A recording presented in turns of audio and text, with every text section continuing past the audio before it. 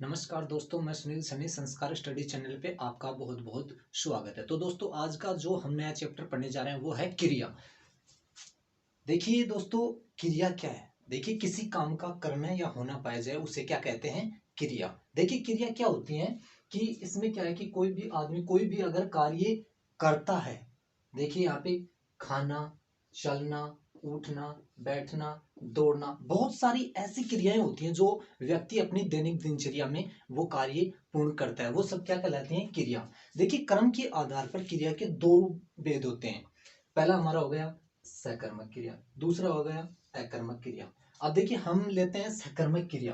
कि सकर्मक क्रिया होती क्या है कि जिस वाक्य में कर्म पाया जाए, यानी कि जैसे ये कहूँ कि राम विद्यालय जाता है। कहाँ जा रहा है? यानी कि राम विद्यालय जा रहा है।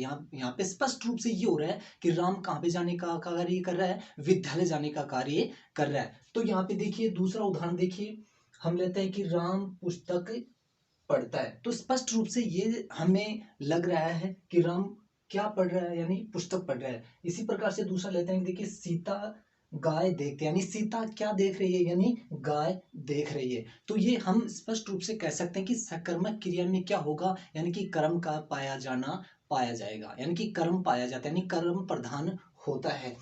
इसी प्रकार से हम एक बार देखिए फिर इसका रिवाइज कर लेते हैं कि किसी काम का करना या होना पाया जाए उसे हम क्या कहते हैं? उसे क्रिया कहते हैं। जैसे देखिए, खाना, पीना, चलना, उठना, बैठना, दौड़ना, ये सभी क्या होती हैं? ये सभी क्रियाएं होती हैं। देखिए कि कर्म के आधार पर क्रिया के दो भेद होते हैं। पहला हमारा होगा सकर्मक क्रिया, दूसरा हमारा होगा अकर्मक क्रिया। यानी कि हम स्पष्ट रूप से कह सकते हैं कि सकर्मक क्रिया किसे कहते हैं? कि जिस वाक्य में कर्म पाया जाता है उसे सकर्मक क्रिया कहते हैं। जैसे देखिए, राम पुस्तक पढ़ता है, यानी राम क्या पढ़ने का कार्य करता है? पुस्तक पढ़ने का कार्य कर रहा है। यानी कि हम स्पष्ट रूप से कह सकते हैं कि जिस वाक्य में कर्म पाया जाता है उसे हम सकर्मक क्रिया कहते हैं। हम बात कर रहे थे कि सकर्मक क्रिया के दो भेद होते हैं।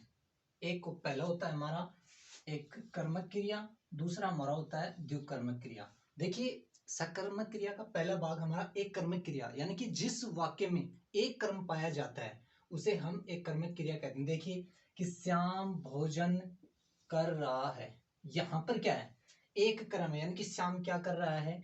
भोजन कर रहा है। यानी कि जिस वाक्य में एक कर्म पाया जाता है उसे एक कर्मक क्रिया कहते हैं। यहाँ पे देखिए स्पष्ट रूप से हमें ये दिखाई दे रहा है कि श्याम क्या कर रहा है? सिर्फ भोजन कर रहा है। इसी प्रकार से देखिए द्विकर्मक क्रिया, यानी कि जिस वाक्य में दो कर्म पाए जाते हैं उसे द्विकर्मक क्रिया कहते हैं। यहाँ पे देखिए, अध्यापक और छात्रों, यानी कि अध्यापक जी छात्रों को भूगोल पढ़ा रहे, यानी यानी यहाँ पे अध्यापक जी और छात्रों, यानी कि दो क्रम है। इसी प्रकार से देखिए, राम ने हरि को पुस्तक दी।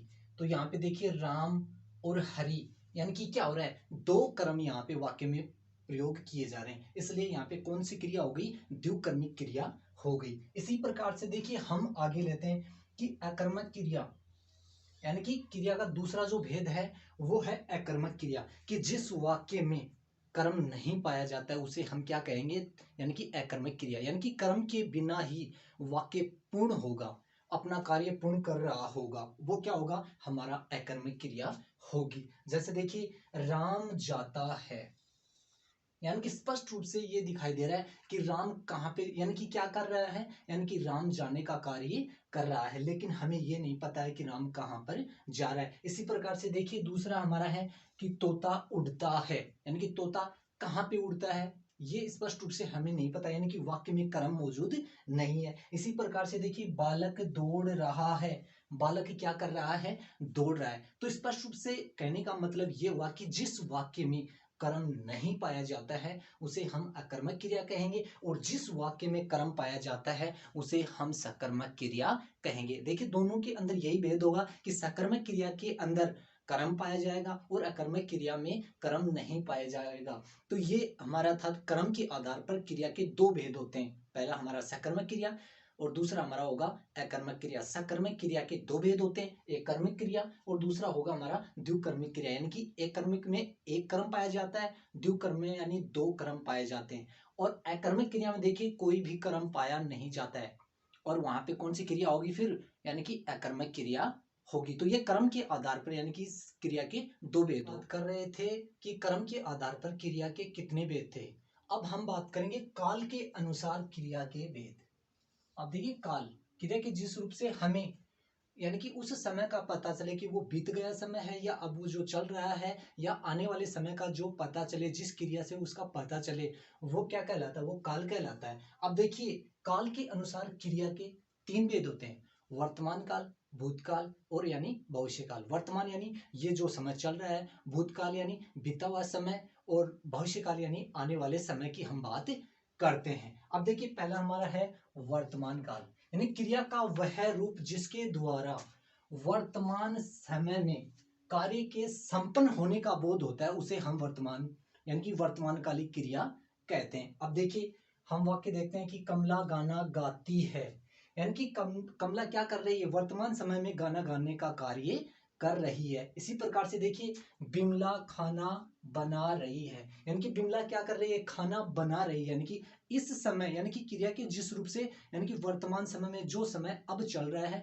उसका बोध होता है, वहां पे क्या कौन सी क्रिया होगी? यानी कि वर्तमानकालिक क्रिया होगी, क्योंकि यहाँ पे बिमला क्या है? यानी किसका काम कर रही है? यानी खाना बनाने का कार्य कर रही है, यानी कि वर्तमान में वो कार्य हो रहा है। यहाँ पे देखिए कमला गाना गाती है, यानी कि क्या गाना गा रही, यानी कि क्या कर रही है? यानी कि कमला गाना गाने का कार्य कर रही है। यानी कहने का मतलब सीधा सा ये है कि जिस वाक्य में यानी कि वर्तमान समय में यानी कार्य का पूर्ण होना पाया जाए, वो हमारी वर्तमान कालिक क्रिया होगी। इसी प्रकार से देखिए हमारी दूसरी क्रिया है कि भूतकालिक क्रिया, यानी कि क्रिया के जिस रूप से यानी बीते हुए समय का बोध हो, और वो बोध किससे होगा? उस क्रिया से होगा, यानी कि बीते हुए समय की बात करेंगे हम, तो वो होगा हमारा भूतकालिक क्रिया कहलाएगी। यानी कि क्रिया का वह रूप जिसके द्वारा यानी कि बीते हुए यानी कि जो समय बीत गया है उसका बोध होता है, उसे हम क्या कहेंगे? भूतकालिक क्रिया कहेंगे। देखिए सीता गई, यानी कि सीता क्या है? यानी कि पहले ही वो जा चुकी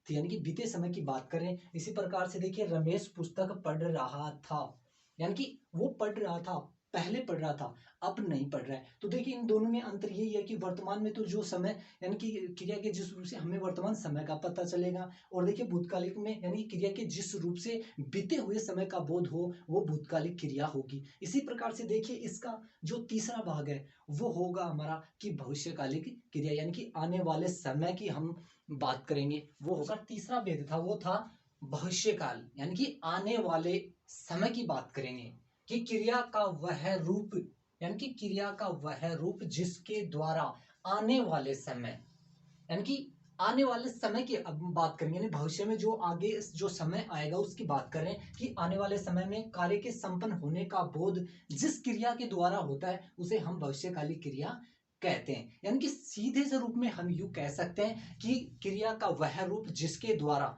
यानी कि आने वाले समय का जो बोध जिस क्रिया के द्वारा होता है उसे हम भविष्यकाली क्रिया कहते हैं। अब देखिए यहाँ पे कि मोहन पत्र लिखेगा, यानी कि मोहन यहाँ पे क्या कर रहा है? मोहन यहाँ पे पत्र लिखने का कार्य करेगा, किया नहीं है उसने, यानी कि करेगा, भविष्य में आने वाले समय में वो उसको कार्य को संपन्न करेगा। इसी प्रकार से देखिए कि नीलम कल जोधपुर जाएगी, ये सीधे से स्पष्ट रूप से इस वाक्य से यही साबित होता है कि नीलम क्या है? कल जोधपुर जाएगी, आज नहीं। पीछे भी उन्होंने नहीं ऐसा कहा, यानी कि वो आने वाले समय में यानी कि जाने की संभावना व्यक्त की जा रही कि वो जयपुर यानी कि जोधपुर या जयपुर कहीं भी कोई भी जो स्थान का नाम है वहां पर जाने का कार्य कर रहेगी, यानी कि करेगी। यानी कि कहने का मतलब सीधा सा ये है कि काल के अनुसार क्रिया के तीन भेद होते हैं, यानी कि काल के अनुसार क्रिया के तीन भेद होते हैं: वर्तमान काल, भूतकाल और भविष्य काल। यानी कि वर्तमान काल को हम लें कि क्रिया का वह रूप जिसके द्वारा हमें वर्तमान समय में किसी कार्य का पूर्ण होना पाया जाए, वो हमारा वर्तमान काल होगा। यानी कि भूतकाल वो देखिए क्रिया का वह रूप जिसके द्वारा हमें यानी कि बीते हुए समय का पता चले, वो किसके द्वारा चलेगा? उस क्रिया के द्वारा, उसे हम भूतकालिक क्रिया कहते हैं। भविष्य काल देखिए तीसरा, यानी कि क्रिया का वह रूप जिससे यानी कि क्रिया से यानी कि आने वाले भविष्य का हमें पता चले, वो क्या होगा हमारा? वो यानी कि भविष्यकालिक क्रिया कहलाती है। तो ये हमें किसी भी प्रकार के कंफ्यूजन में नहीं होना है। बहुत बार ये एग्जाम में पूछा जाता है कि काल के अनुसार क्रिया के कितने भेद होते हैं, तो क्रिया के अनुसार यानी कि हम स्पष्ट रूप से कह सकते हैं कि काल के अनुसार क्रिया के तीन भेद होते हैं: कर्म के आधार पर देखिए, अब हमारा दूसरा भाग है उसको लेते हैं कि कर्म के आधार पर क्रिया के कितने भेद होते हैं, यानी कि कर्म के आधार पर क्रिया के दो भेद होते हैं। पहला हमारा होगा सकर्मक क्रिया, दूसरा होगा हमारा अकर्मक क्रिया। हम लेते हैं सकर्मक क्रिया, यानी कि जिस वाक्य में कर्म पाया जाता है उसे हम सकर्मक क्रिया कहते हैं। देखिए कि राम पुस्तक पढ़ता है, यानी कि राम क्या पढ़ने का कार्य कर रहा है, यहाँ पे पुस्तक, यानी कि सीधे रूप से हम कह सकते हैं कि सकर्मक क्रिया में एक कर्म हो सकता है और दो कर्म भी हो सकते हैं। इसके बाद में देखिए हम दूसरा इसका भेद लेते हैं, वो होगा अकर्मक क्रिया, यानी कि जिस वाक्य में यानी कि कर्म नहीं पाया जाता है और कर्म नहीं पाने के बावजूद भी वाक्य एकदम पूर्ण होता है, वो हमारी अकर्मक क्रिया कहलाएगी। तो देखिए कर्म के आधार पर अगर एग्जाम में प्रश्न पूछा जाता है कि क्रिया के कितने भेद होते हैं, तो हमारा वो उत्तर होगा कि क्रिया के दो भेद होते हैं। और काल के अनुसार अगर पूछा जाए तो काल के अनुसार क्रिया के तीन भेद होते हैं। तो दोस्तों हमारा ये वीडियो आपको पसंद आया आया होगा। अगर पसंद आया तो इसको लाइक करें, शेयर करें।